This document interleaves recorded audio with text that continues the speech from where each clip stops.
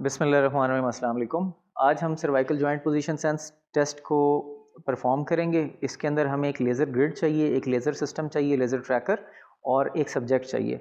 तो हमने जो लेज़र का डिस्टेंस है from the laser source to the grid is 90 centimetre और हमने लेज़र ऑन किया है। हमने पूरा प्रोसीजर जो है वो पहले अपने सब्जेक्ट को एक्सप्लेन किया है। अब हम अपने सब्जेक्ट को रिक्वेस्ट करेंगे कि वो आइज़ क्लोज़ करके एक्सटेंशन की मूवमेंट परफॉर्म करेंगे और आइज़ को क्लोज़ करते हुए वापस इसी पोजीशन पे आने की कोशिश करेंगे। ओके, ये जो पॉइंट है अभी करंटली हम इस पॉइंट को मेजर कर लेंगे कि ये कितना है और इसका डिस्टेंस हमारे पास जो आएगा वो cervical joint position sense error होगा। सो 2 सेंटीमीटर का एक जो सर्कल है वो है 2, 4, 6, 8 तकरीबन हमारे पास ये 8 सेंटीमीटर से 10 सेंटीमीटर है। तो एग्जैक्टली इसको अगर आप डिग्रीज़ में कन्वर्ट करना चाहें तो डिग्रीज़ में भी कन्वर्ट कर सकते हैं और अगर आप इसको कैलकुलेट करना चाहें तो आपने इस पोजीशन से लेके फॉर एग्जांपल ये यहाँ पे था अगर तो ये 10 सेंटीमीटर का डिस्टेंस है। तो 10 सेंटीमीटर का एरर है in the movement of extension.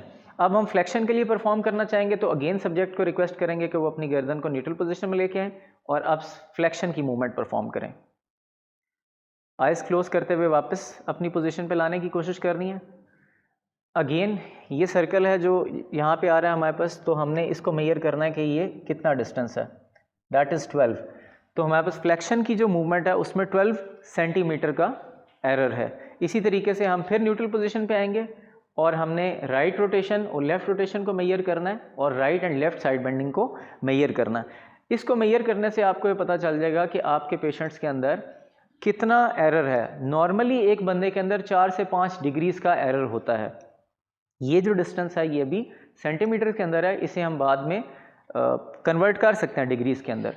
अब हम इस एरर को करेक्ट कैसे करते हैं, हम उस सेटअप की तरफ जाते हैं। तो हमने एक स्पेशल जो है वो ग्रिड डिज़ाइन की है, उस ग्रिड को एक्सप्लेन करते हैं और फिर उसके ऊपर ट्रेनिंग बताते हैं कि आपने पेशेंट्स को कैसे ट्रेन कराना है ताकि आपके पेशेंट्स को बेनिफिट हो सके। यहाँ पे हम ट्रेनिंग सिस्टम पे आ गए हैं और ट्रेनिंग सिस्टम में हमने ये करना है कि हमने अपने सब्जेक्ट को कहना है कि इन्होंने लेज़र को ऑन करके बैठना है और स्टार्टिंग पॉइंट जो है वो आपके सामने ये रेड क्रॉस है। यहाँ से ये एरोज़ को फॉलो करते हुए, ग्रीन एरोज़ को फॉलो करते हुए मूवमेंट परफॉर्म करेंगी 10 to 15। जी, ये मूवमेंट स्मूथ होनी चाहिए और अगर ये मूवमेंट इन लाइन से बाहर होगी तो हम इस मूवमेंट को एक्सक्लूड कर देंगे, मींस कि हमें उसको काउंट नहीं करना। तो यूजुअली 10 to 15 रेपिटेशंस जो है वो आप इस ग्रिड के साथ करेंगे। इस ग्रिड की अगर डायमेंशंस की बात करें तो ये हमारे पास 100 सेंटीमीटर बाई 80 सेंटीमीटर है और इसमें जो गैप है बिटवीन द लाइन्स या जो वाइट पोर्शन है ये 6 सेंटीमीटर का है। हम इसको मोर चैलेंजिंग बनाने के लिए इस गैप को और कम कर सकते हैं। 6 से हम 4 सेंटीमीटर के ग्रिड की तरफ जाएंगे और वहाँ पे यही मूवमेंट परफॉर्म कराते हैं। ओके, हम सेकंड ग्रिड पे आ गए और यहाँ पे हमारे पास जो है वो 4 सेंटीमीटर का डिस्टेंस है बिटवीन द लाइंस और वाइट पोर्शन जो है। So this is more challenging. इसमें मूवमेंट और कंट्रोल करनी है पेशेंट ने। अब जैसे कि ये बाहर चला गया तो हम दोबारा स्टार्ट करवाएंगे और हम रिपीट करवाएंगे सेम मूवमेंट। ये जितना चैलेंजिंग होता जाएगा उतना ज़्यादा पेशेंट के लिए बेहतर होगा, लेकिन ऑफ कोर्स उतना ही पेशेंट को टाइम ज़्यादा चाहिए होगा। तो पेशेंट की कंट्रोल्ड मूवमेंट है।